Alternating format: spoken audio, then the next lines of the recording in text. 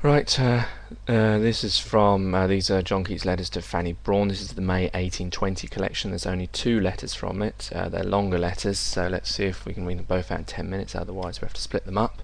I assume these are the last letters before he died, as there doesn't seem to be any more, but I'm not sure about that. May 1820, Tuesday morn.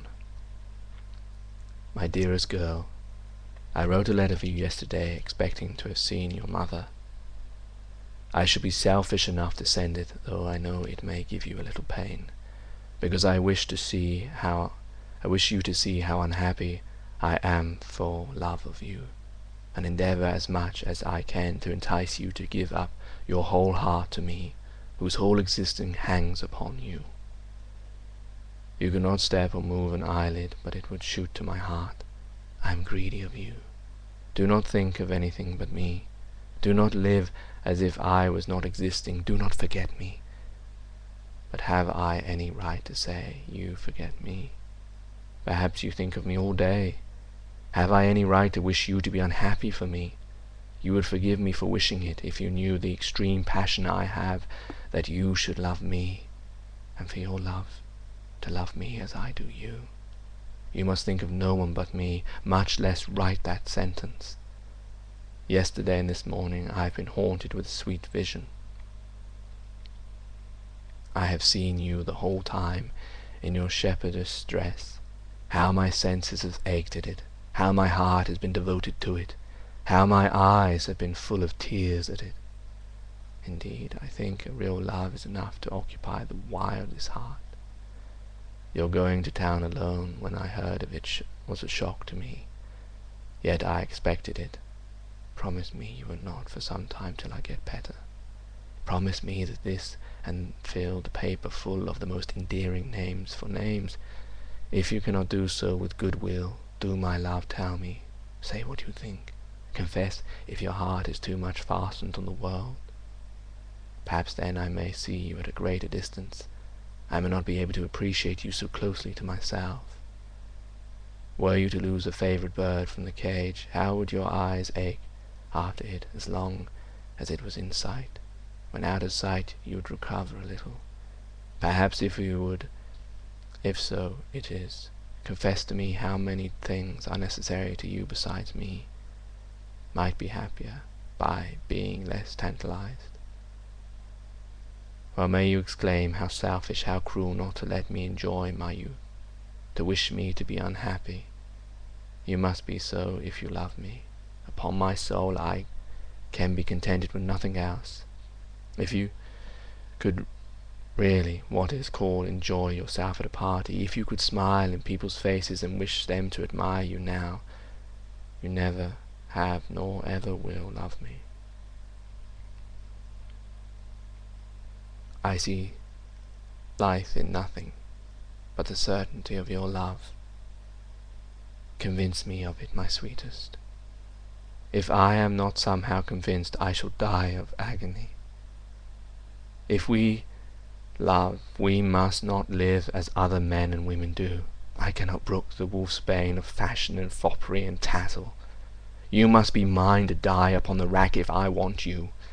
I do not pretend to say I have more feelings than my fellows, but I wish you seriously to look over my letters, kind and unkind, and consider whether the person who wrote them can be able to endure much longer the agonies and uncertainties which you are so peculiarly made to create. My recovery of bodily health will be of no benefit to me if you are not all mine when I am well. For God's sake, save me.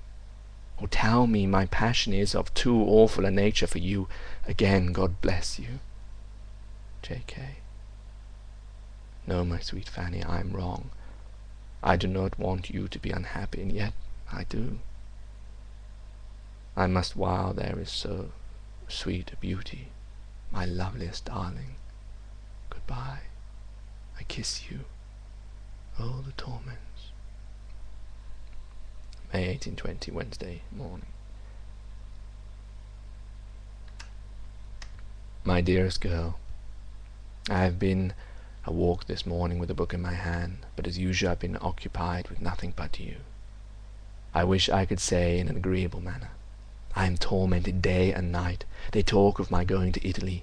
'Tis certain I shall never recover if I am to be so long separate from you.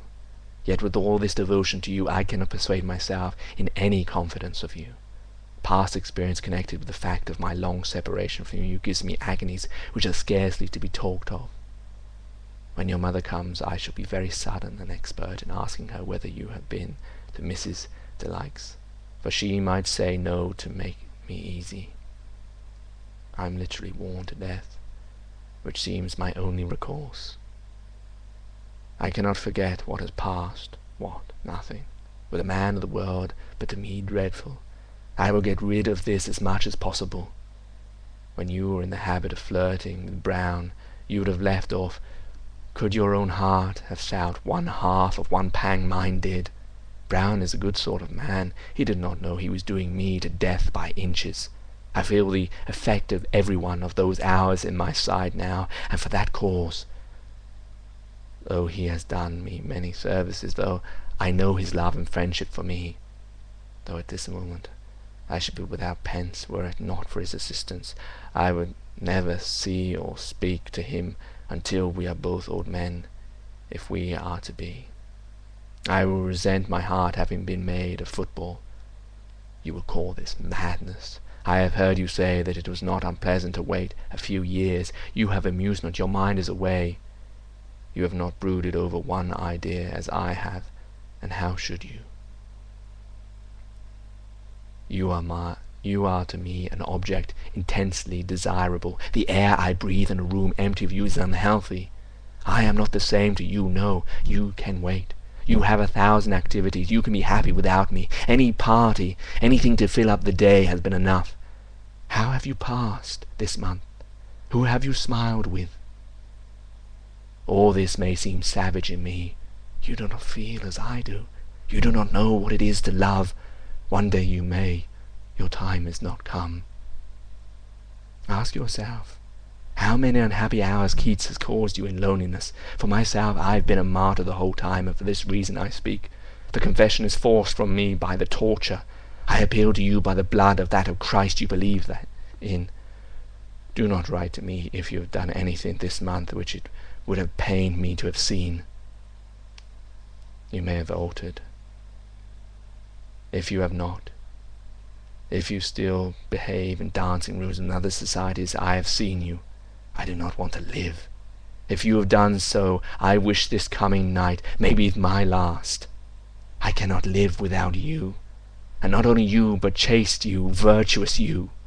The sun rises and sets, the day passes, you follow the bent of your inclinations to a certain extent. You have no conception of the quality of miserable feeling that passes through me in a day. Be serious.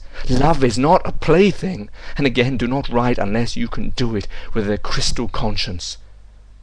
I would sooner die for want of you then. Yours forever, J. Keats.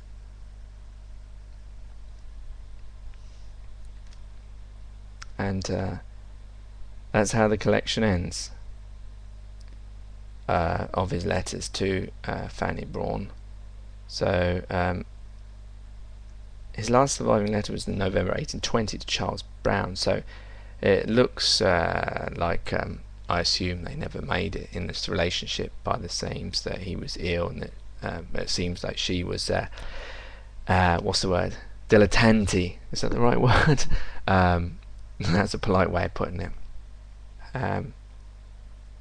I must say, I'm really impressed by Keats's letters, and I'm really surprised no one's ever made a film about Keats, because that idea, especially from from him falling in love with this woman, him not even being able to write poems, him being a very famous love poet, him dying very young, this idea of him writing letters back and forward, and his pain of not being able to write poems, and his pain of not being able to capture love, and yet he's such a famous love poet. And at the end of it, it seems he lost her, and she was he wanted her to be faithful. And I must admit, I see a lot of me in these words. I've really enjoyed this, and I hope you have too. Take care, take it easy, and peace.